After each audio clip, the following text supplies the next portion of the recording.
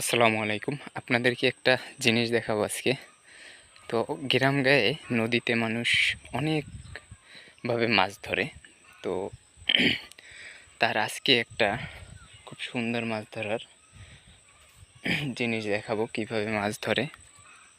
দেখেন এই যে আপনারা দেখতে পাচ্ছেন নদীর ভিতরে এই যে ছোট্ট একটা ইসের মতো ব্যারিকেড দেওয়ার মতো এই যে দেখতে পাচ্ছেন। এই যে ওই ওই যে ওই থেকে এই পর্যন্ত একদম ব্যারিকেড দেওয়া ওই থেকে এই পর্যন্ত।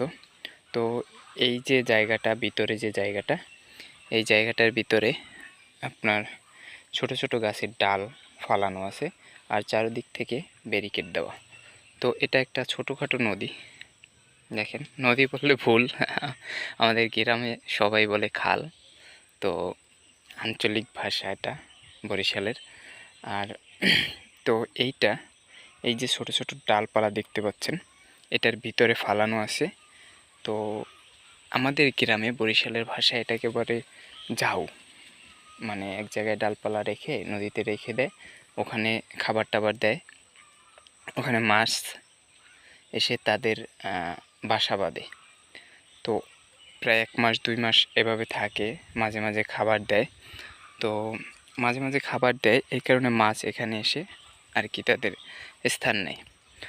তারপরে এই যে আপনারা দেখতে পাচ্ছেন যে এই যে ঝাউটা, তারপরে বড় একটা জাল দিয়ে এই যে সম্পূর্ণ ঝাউটাকে বের দিবে।